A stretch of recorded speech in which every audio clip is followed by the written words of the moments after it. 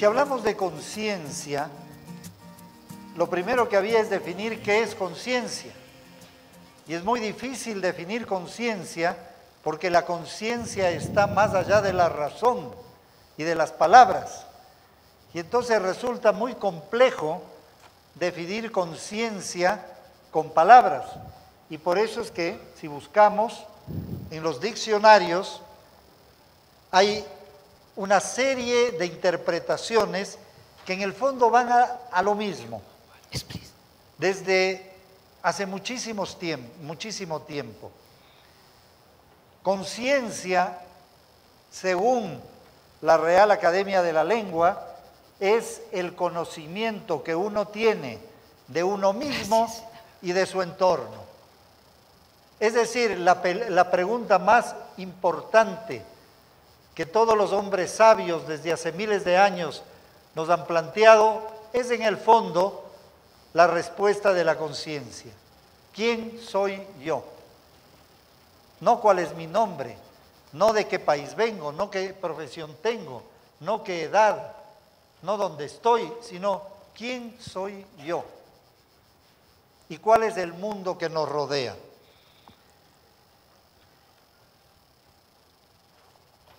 Encontramos, se nos había pasado, a veces Carlos se le pasa a uno lo más elemental, y recién en estos días encontramos la reflexión sobre conciencia, a la cual no le hemos dado mucha importancia, en la Declaración Universal de los Derechos Humanos. Artículo primero.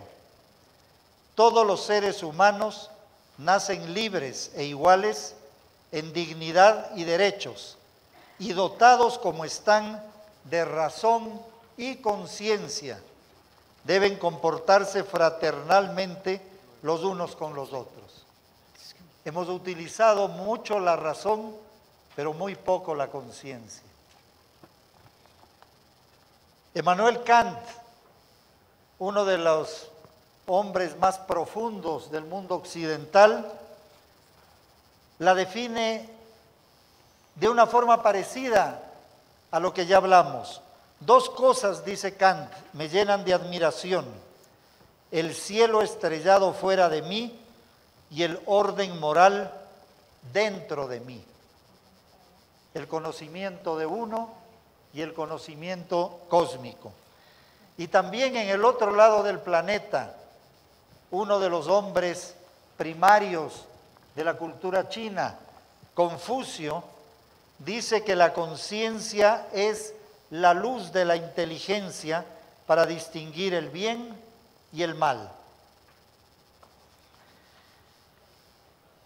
El pueblo maya señala el 22 de diciembre de este año como un día muy especial. Se han hecho películas, hay preocupaciones, se habla del fin de una era y del comienzo de una nueva era. Yo creo que estamos viviendo precisamente una situación en esa dimensión. Lo vemos todos los días con las crisis y el drama universal, pero lo vemos también con la respuesta de un ser humano distinto que está precisamente naciendo. Resulta un poco sorprendente ver que tres personajes fundamentales en la historia de la humanidad hace 2500 años, al mismo tiempo y sin haberse ellos conocido, basaron su pensamiento en la misma propuesta. ¿Qué tiene que ver con la conciencia? Y me refiero en Occidente al gran Sócrates, que decía: no creas nada de lo que nadie te dice, sino lo de tu propia experiencia. Solo cree lo que experimentes. Y por eso lo condenaron por subversivo a muerte, y por eso vivió la cicuta. En el norte de la India, Siddhartha Gautama dice lo mismo: si le encuentras al Buda, mátalo, no le creas nada. Al Buda, dice el propio Buda, sino solamente lo que tú experimentes, porque todas las respuestas están en tu interior. Es su visión de la conciencia. Y en la lejana China para nosotros, tanto Lao Tse como Chuang Tse, la base del taoísmo, proponen encontrarse uno en la naturaleza. Aquí, al mismo tiempo, no tenemos nombres, porque en las culturas primarias de nuestra América, los logros eran colectivos. No existen los nombres de los personajes, pero existe en el alma del pueblo americano. Y surge esta idea del summa causai, que luego los aymaras y los incas le ponen nombre, pero que es lo mismo, lo encontramos en los grupos de nuestra primera historia, a lo largo de todo el continente. La propuesta del vivir bien, que Bolivia y Ecuador lo ponen en la Constitución. En una conversación que a mí me cambió la vida, mi gran amigo, el canciller boliviano David Choquehuanca, me decía: mira, Freddy, nosotros no entendemos qué quieren decir ustedes con vivir mejor. ¿Por qué hablan tanto de que quieren vivir mejor? Nosotros proponemos vivir bien. Y luego yo propuse en la Secretaría de la CAN que la diferencia aparentemente sutil entre vivir mejor y vivir bien es la diferencia entre la vida y la muerte. Porque vivir mejor casi siempre se lo maneja en relación a la situación material de la persona. Si gana más dinero, si tiene un ascenso, si tiene una casa mejor, un carro mejor, una situación mejor, es material. Y el crecimiento ilimitado no puede subsistir. Estas sabias palabras de este sabio hombre aymara me causaron a mí y a mucha gente una profunda reflexión. Hablamos de conciencia, mi querido Carlos y compañeros del panel y aquí asistentes, porque hay inconsciencia en el mundo. Hablamos de ética porque existen actitudes no éticas. Hablamos de responsabilidad turística porque existe irresponsabilidad turística. Hablamos de sustentabilidad porque existe depredación y afectación, como lo dijo nuestro querido amigo Taleb Rifai, con mucha valentía el día de hoy, y como se ha repetido, como todos los actos de la vida, el turismo puede ser muy bueno o puede afectar mucho a la vida, a la tierra y a la humanidad. Hay muchos casos de inconsciencia. Yo veía recién que en un país de este hermoso planeta, cada turista utiliza 20 veces más agua que los habitantes de esa ciudad. Y la Organización de las Naciones Unidas denuncia a los niños que trabajan cuando deberían estar estudiando. De 15 a 18 millones están en el turismo trabajando, cuando deberían estar estudiando. Que es, por cierto, en Ecuador una de las grandes tareas que ha emprendido el gobierno nacional, que no quede un solo niño en el Ecuador que tenga que estar trabajando, sino que pueda estudiar en esta etapa tan importante de la vida. Hay un libro fundamental que me lo dio recién un compañero ministro, Fander Falconi, me decía: este libro es el más importante libro de los últimos 2 años. Es de un catedrático, asesor del gobierno inglés en temas de sustentabilidad, llamado Tim Jackson. Un tema polémico con su propio título, que dice prosperidad sin crecimiento. ¿Será eso posible? Porque yo creo que cometimos un error trágico cuando las propias Naciones Unidas y la comunidad internacional confundió desarrollo con crecimiento y definió a los países de mayor crecimiento material, que tenían más dinero, más ejércitos, más caminos, más edificaciones, con los países, entre comillas, desarrollados. Mientras que la definición correcta del desarrollo es un tema interno del ser humano. Gandhi era tal vez uno de los hombres más desarrollados de su tiempo, pero no tenía nada. Es decir, la riqueza material no es un sinónimo, como lo ratifica Tim Jackson, de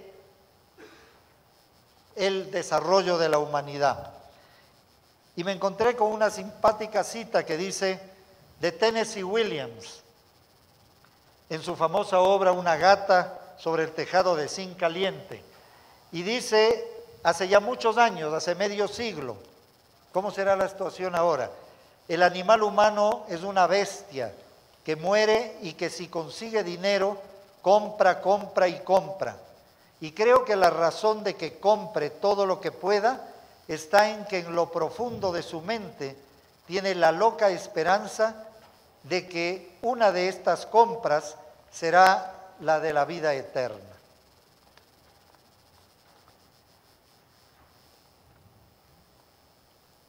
René Ramírez, un joven ministro a cargo de la Secretaría de Ciencia y Tecnología, ha hecho una propuesta muy novedosa que ha sido acogida por la comunidad internacional y fue presentada en Río +20 como una de las alternativas más interesantes para medir qué es la prosperidad, qué es el desarrollo. Y plantea René Ramírez una propuesta revolucionaria que dice que la riqueza de las naciones no debe ser medida como ha sido hasta ahora por la cantidad de dinero que tiene un país, sino por el tiempo de nuestras vidas en que somos felices. Que nuestro único capital es nuestra vida, no es el dinero ni los bienes materiales. Y la única razón de nuestra vida es ser felices. Y ha elaborado una fórmula matemática interesantísima que ha sido aplicada hasta ahora solo en Ecuador. Y el resultado es dramático, posiblemente similar a América Latina, porque somos muy parecidos. Y resulta que una persona, los hombres en Ecuador tienen de edad promedio de esperanza de vida 73 años, las mujeres 75, para que conste que la vida de los hombres es más dura que la de las mujeres. 73 años, una persona que vive 73 años apenas es feliz 13 años de su vida. 13, 1, 3. Porque se pregunta cuánto tiempo está deprimido, cuánto tiempo está contento con su familia, con su trabajo, con su actividad, cuánto tiempo no lo está, cuánto tiempo está con la música, cuánto tiempo está con la naturaleza, etcétera. Es un programa muy interesante y muy completo. Tim Jackson dice lo siguiente en esa línea: la equiparación de la cantidad con la calidad, de más con mejor, es generalmente falsa. Las cosas por sí mismas no contribuyen al florecimiento y a veces hasta pueden llegar a impedir el florecimiento. El cambio puede manifestarse a través del modo en que vivimos. Las cosas que compramos, la forma en que viajamos, el turismo, dónde invertimos nuestro dinero o cómo pasamos nuestro tiempo de ocio, el turismo. Y para finalizar estas cortas reflexiones sobre cómo construir un turismo consciente, quiero citar brevemente un discurso extraordinario que les invito a todos, si no lo han escuchado todavía, lo hagan, está en el YouTube, donde se pone simplemente Pepe Mujica, Río +20. A la mayoría de presidentes lo bajaron 3,000, 5,000, 7,000 jóvenes. Mujica va por más de 1 millón de personas que han visto su discurso de 8 minutos.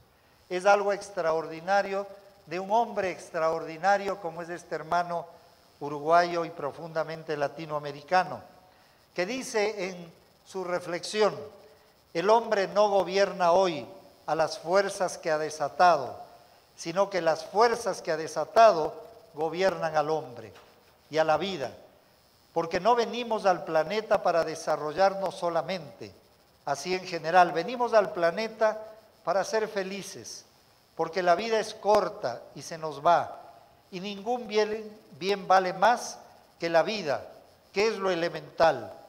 Y uno se hace, dice Mujica, esta pregunta: ¿ese es el destino de la vida humana? Estas cosas que digo son muy elementales. El desarrollo no puede ser contra la felicidad, dice el presidente de Uruguay. Tiene que ser a favor de la felicidad humana, del amor arriba de la tierra, de las relaciones humanas, del cuidado a los hijos, de tener amigos, de tener lo elemental.